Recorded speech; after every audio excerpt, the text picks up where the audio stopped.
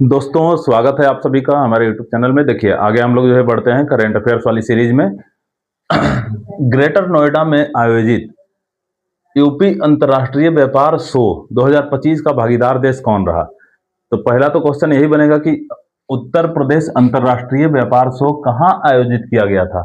ठीक है, तो ये किया गया था ग्रेटर नोएडा में। ठीक है, और 2025 का ये भागीदार देश कौन था? तो इसका आंसर हो जाएगा रूस, रसिया। कौन था? रूस। अगला क्वेश्चन है,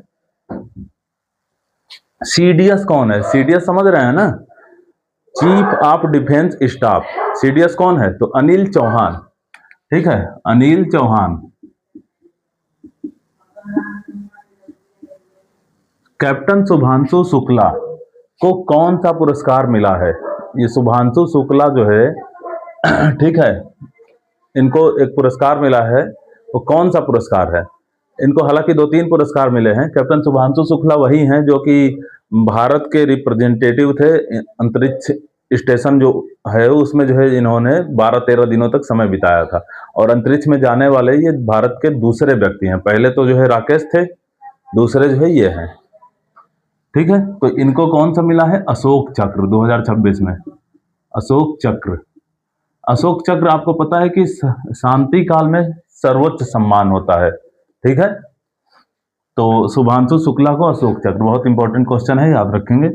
यूपी गौरव सम्मान 2026 कितने व्यक्ति को मिला है? यूपी गौरव सम्मान 2026 तो ये मिला है टोटल 5 व्यक्ति को, जिसमें से आपको जो है 2 लोग का ध्यान रखना है। एक तो शुभांशु शुक्ला को भी मिला है, लखनऊ के ये रहने वाले हैं।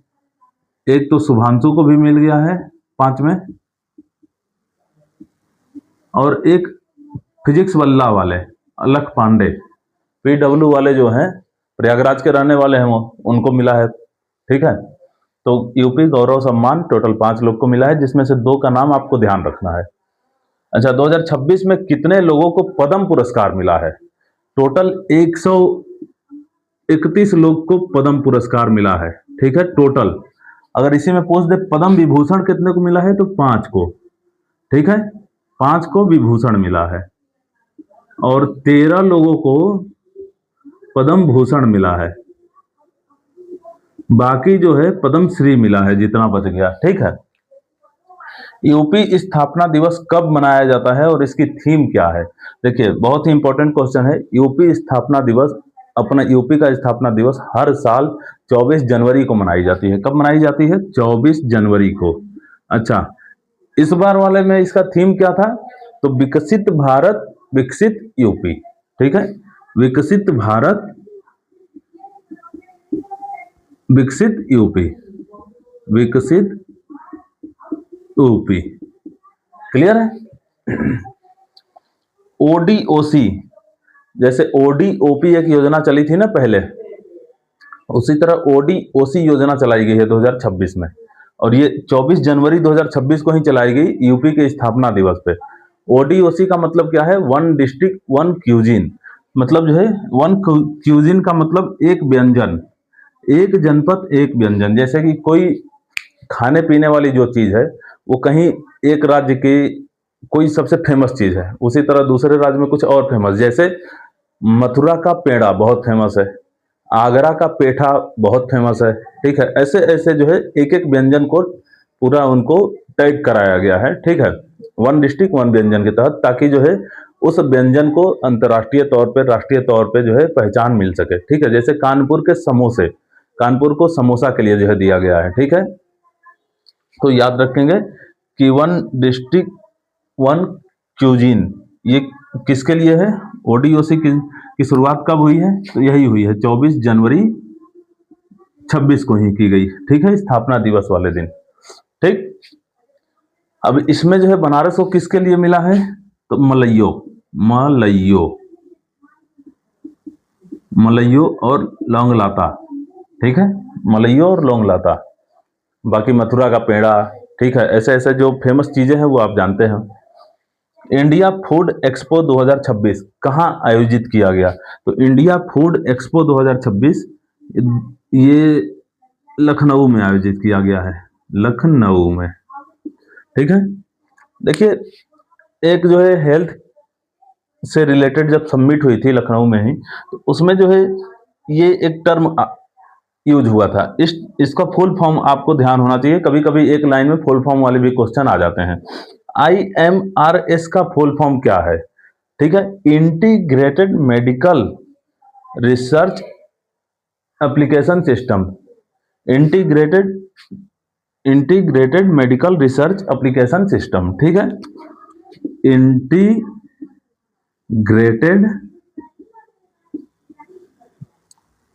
मेडिसिन रिसर्च एप्लीकेशन सिस्टम, ठीक है। इंटीग्रेटेड मेडिकल है, सॉरी मेडिसिन नहीं, मेडिकल है। यूपी की प्रति व्यक्ति आय कितनी है? बहुत ही इंपॉर्टेंट क्वेश्चन है, ठीक है। यूपी की प्रति व्यक्ति आय कितनी है? तो यूपी का प्रति व्यक्ति आय 1,94,000 1,09,488 रुपया है, ठीक है। 1,09,844 है, सॉरी थोड़ा सा जो है डेटा याद रखने में ना मिस्टेक हो जाती है। 10,98,44 ऐसे याद करिएगा। इतना रुपए जो है प्रति व्यक्ति औसत रुपए है, ठीक है। तो ये रहा। अब इसके आगे जो है इसको मिटाते हैं, तो दूसरा जो है प्रश्न लिखते हैं।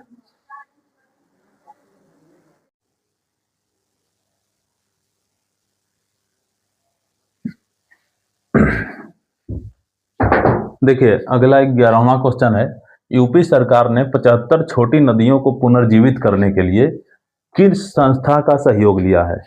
यूपी सरकार ने 75 छोटी छोटी नदियों को पुनर्जीवित करने का, ठीक है, एक स्कीम बनाया है, जिसमें जो है उसने 2-3 IIT का सहयोग लिया है। जैसे कि अपने यहाँ जो 2 IIT है उसका तो सहयोग लिया ही है। यूपी में कौन सी 2 IIT है? एक BHU, एक कानपुर, और एक रुड़की का भी लिया है। कौन कौन सी संस्था होगी? IIT, BHU हो गई, कानपुर हो गया और रुड़की हो गया। टेस्ला अपना फर्स्ट भारत अनुभव केंद्र कहाँ स्थापित करेगा? टेस्ला आपको पता है कि एलन मस्क वाली जो वो है कार वाली है, तो टेस्ला अपना पहला कहाँ पे खोलेगा? ये भाई इतना महंगा चीज कौन ले सकता है? किस राज्य में? मुंबई, बेंगलुरु या फिर गुजरात, यही सब है सबसे फेमस। तो इसका आंसर मुंबई है, ठीक है। टेस्ला अपना कहाँ पे अनुभव केंद्र खोल रहा है? मुंबई में। 2024-25 में प्रसंस्कृत आलू का सबसे बड़ा उत्पादक राज्य, ठीक है। प्रोसेसिंग जो पोटैटो है, ठीक है, प्रसंस्कृत आलू का सबसे बड़ा। प्रसंस्कृत का मतलब समझ रहे हैं ना? कच्चा आलू है उससे चिप्स बना देना, ठीक है, उससे जो है कुछ और फिंगर फ्राई वगैरह बना के जो है प्रिजर्व करके रख लेना। तो ऐसे ऐसे चीजें, जैसे जो है भुजिया बना लेना, ठीक है। तो ये चीज है। इसमें सबसे बड़ा उत्पादक राज्य कौन है? तो ये काम किया है गुजरात में। अच्छा, 18वां ब्रिक्स सम्मेलन बहुत ही इंपॉर्टेंट क्वेश्चन है, कई एग्जामों में पूछा जाता है। 18वां ब्रिक्स सम्मेलन कहाँ आयोजित किया गया? 18वां मतलब 2026 वाला। ये हुआ है इंडिया में, यानी दिल्ली में, नई दिल्ली। कहाँ पे? नई दिल्ली, ठीक है। अच्छा, इससे पहले वाला कहाँ हुआ था? ब्राजील में हुआ था, ठीक है। तो याद रखेंगे, अगर 17वां पूछ दे, चाहे 2025 का पूछ दे तो ब्राजील, और अभी का पूछ दे तो नई दिल्ली, ठीक है। ब्रिक्स में आपको पता है कि ब्रिक जो है पहले ब्रिक था, 2006 में बना, बाद में ब्रिक्स हो गया, ये 2010 में बना, साउथ अफ्रीका आ गई। तो 5 तो यही कंट्री हैं, ब्राजील, रसिया, इंडिया, चाइना, साउथ अफ्रीका। बाकी 6 और नए कंट्री जोड़े गए। सबसे बाद में इंडोनेशिया को जोड़ा गया। तो बाद में जो है 6 कंट्री और जोड़ दिए गए। 6 कंट्री और होने के बाद 6, 5, अब टोटल इनकी संख्या कितनी हो गई है? 11 हो गई है। 6 कौन कौन से कंट्री हैं? देखिए, 2 तो अफ्रीकन हो गई, इथोपिया और मिस्र, ठीक है। उसके बाद ईरान हो गया, UAE हो गया और सऊदी अरबिया।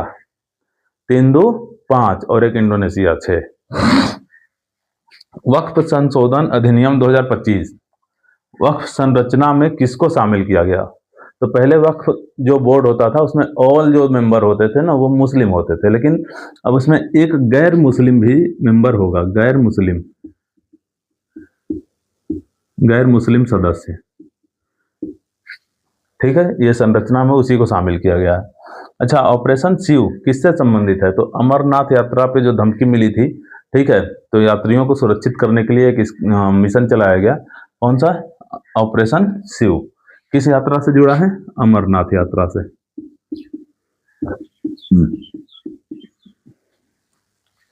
किस राज्य ने मोबाइल आधारित ई वोटिंग को लागू किया? और ऐसा करने वाला यह पहला राज्य बन गया, मोबाइल द्वारा जो है वोटिंग करवाना। ठीक है, तो किस राज्य ने मोबाइल आधारित ई वोटिंग ये काम किया है? आप सोच भी नहीं सकते हैं, उस राज्य ने, बिहार, नगर पालिका वाली जो है चुनाव में। ठीक है, नगर पालिका वाली चुनाव में। 1 मिनट।